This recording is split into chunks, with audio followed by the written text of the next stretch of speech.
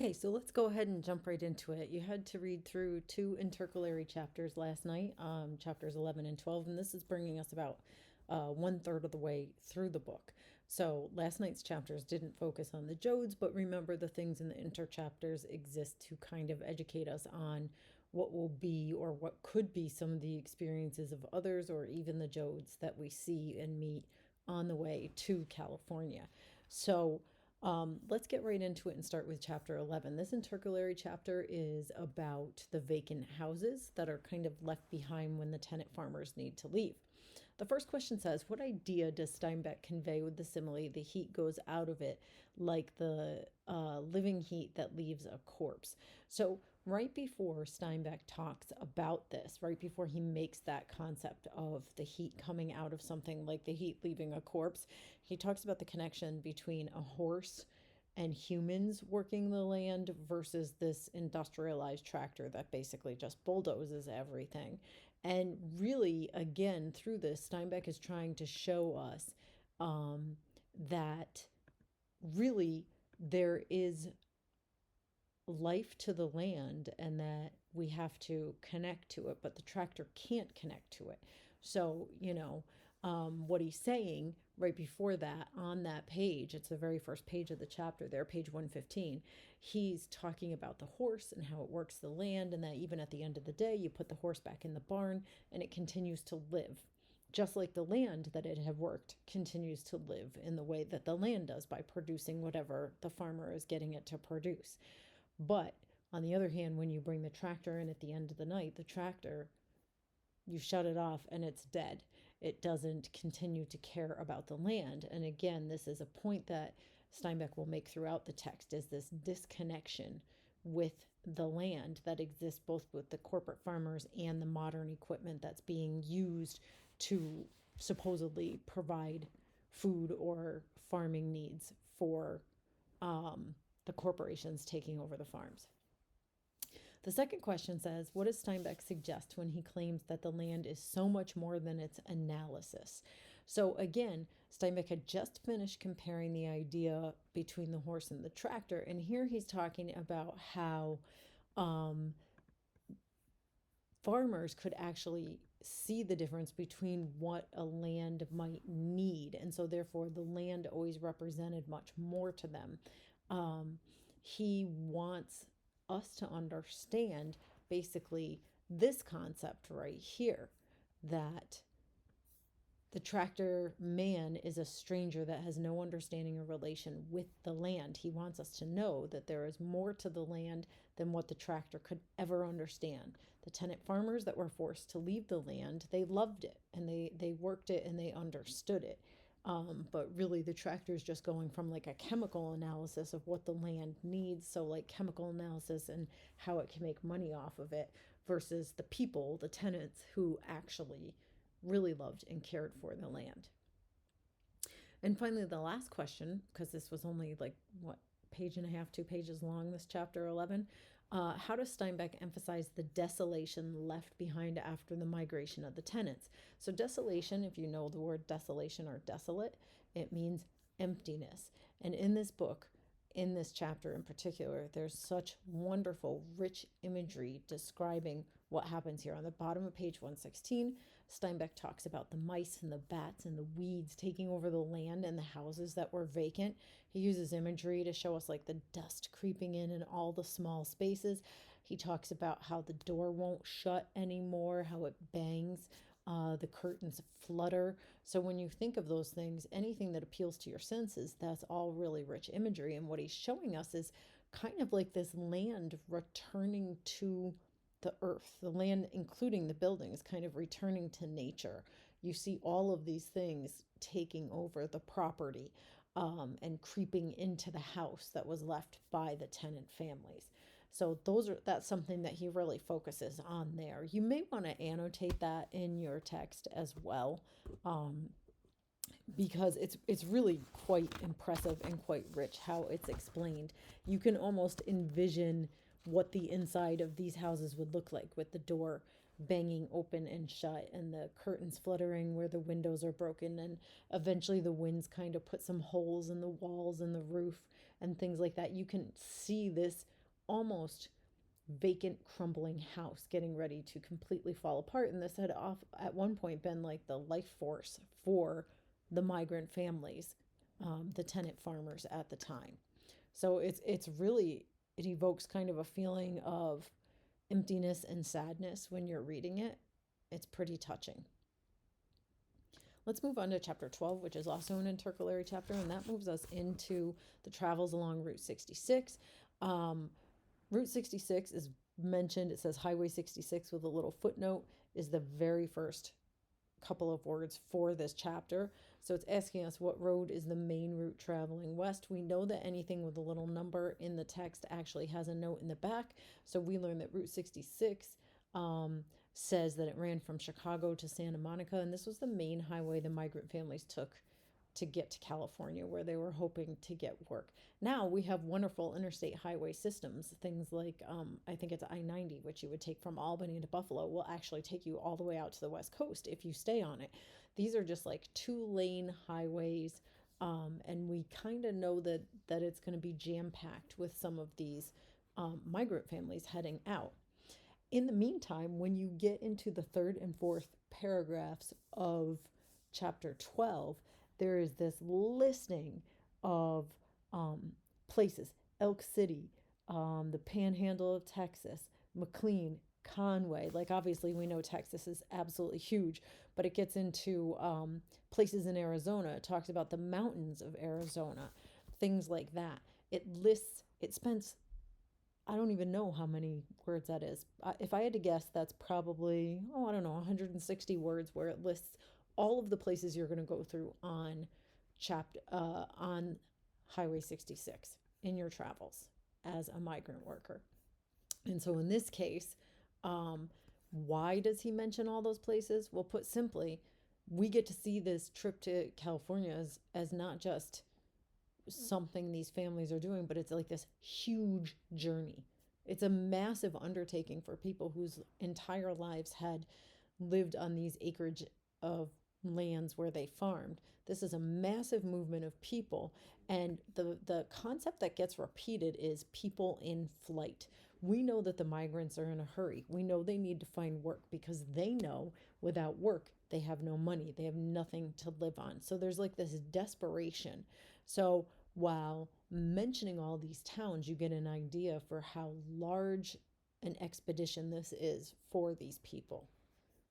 Again, you get that feeling that it's kind of desperate because they're on edge. And we get into that with this next question that says, what do the specific car problems mentioned in this short chapter refer to?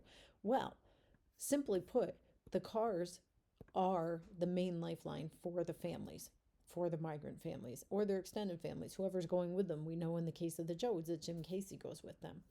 The migrants are constantly listening to their vehicles. You see, it's repeated, the concept again. There's so much repeated language. Parallel structure is enormous in this chapter. Listen to the motor, listen to the wheels, listen to your ears and with your hands on the steering wheel, listen to the palm of your hand on the gear shift lever, listen with your feet on the floorboards, listen to the pounding old jalopy with your senses.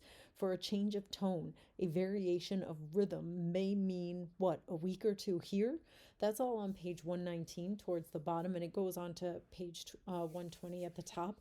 But basically, the reason why Steinbeck makes sure he talks about how connected, almost as connected as the tenant farmers were to their land, the migrants are connected to these vehicles, because that vehicle is their home and it is their lifeline to being able to support their families at this point. It's to help them get someplace where they can make money and get work. They are desperate and they are terrified that these cars are going to break down and they're not going to have money to fix them. So I think by listing all of these car problems, we get a feeling for how stressful that travel on that enormous travel from basically Oklahoma to California would have been for anyone in that position. Chapter 12 continued. The first question we have here is, What do the travelers learn about the California Border Patrol, and to what extent does this warning foreshadow events that will occur later in the novel? Well, so they mention, and just so you know, like I know we think of Border Patrol, what we go through on the way to Canada.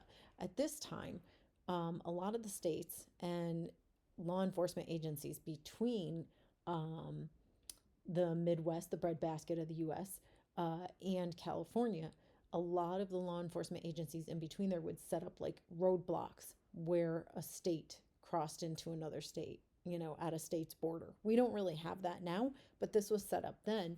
And one of the things that we found out very quickly is that some of those law enforcement folks were not very good to the migrants. In fact, we see one example they give in chapter 12 is they talk about how the police from Los Angeles, on page 120, I think it is, they talk about, yep, page 120.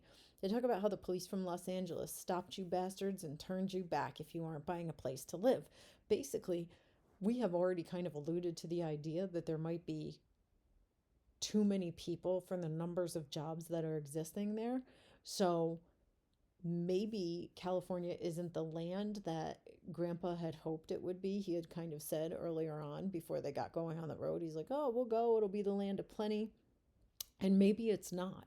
If you're being turned back because you're not there to actually buy a chunk of real estate and the police at that border are turning you away, that kind of, if you're hearing that while you're on the road, it doesn't give you too much hope for what's going to happen when you get to California as a migrant worker. It's a little bit scary.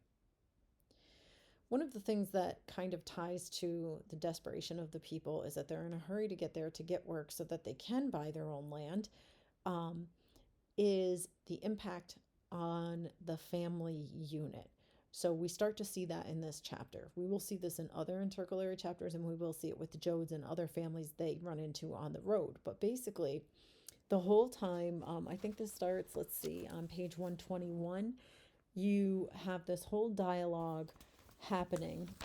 Not really a dialogue, sorry. The narrative is explaining how this little boy Danny wants a cup of water. It keeps saying things like, Danny is in the back seat and wants a cup of water. Has to wait. Got no water here. Listen, is that the rear end of the car? I can't tell. Sound telegraphs through the frame. There goes a gasket. Gotta go on. Listen to her whistle. Find a nice place to camp and I'll jerk the head off. But God almighty, the food's getting low and the money's getting low.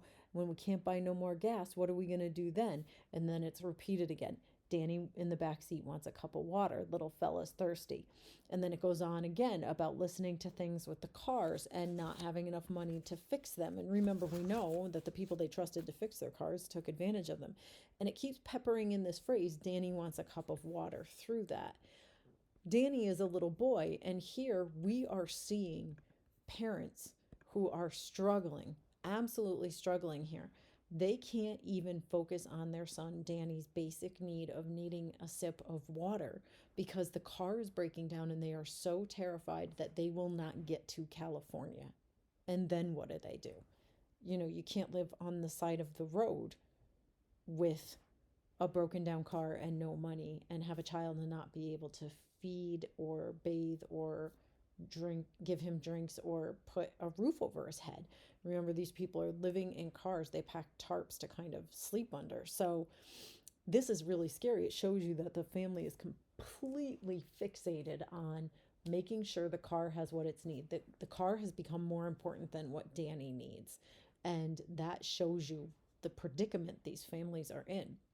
One of the nice things about this chapter is that you feel so disheartened about the struggles that these people are having. And then Steinbeck, in the last 2 paragraphs of chapter 12, tells us a little story, a parable, kind of a lesson. We know that parables are meant to teach us lessons. And it says this, and I think I'm going to read it to you so that you understand how significant it is. It says, and then there's a story you can hardly believe, but it's true, and it's funny, and it's beautiful. There was a family of 12, and they were forced off the land. They had no car. They built a trailer out of junk and loaded it with their possessions. They pulled it onto the side of 66 and waited, and pretty soon a sedan picked them up. 5 of them rode in the sedan and 7 on the trailer and a dog on the trailer. They got to California in 2 jumps. The man who pulled them fed them, and that's true. But how can such courage be, and such faith in their own species? Very few things would teach such faith. The people in flight from the terror behind, strange things happen to them, some bitterly cruel, and some so beautiful that the faith is refired forever. And so that little parable gives us hope that there is a human family that is going to be helpful to some of the migrants that are headed west. And that's where Steinbeck ends chapter 12. So we do feel a little tiny bit of hope. Once you finish going over your questions for chapters 11 and 12, I would encourage you to either do one of two things, maybe go back and see if there's anything from chapters 9 and 10 that you hadn't read clearly, or listen to those. And then the other thing you could do is you could do some review for social studies. You do have a test in social studies. When do you have that? It's going to be Friday of this week. I have put a study guide in our Google Classroom, so feel free to take a look at that, and hopefully that will help you get some things done. And I will see you tomorrow morning. Have a good afternoon.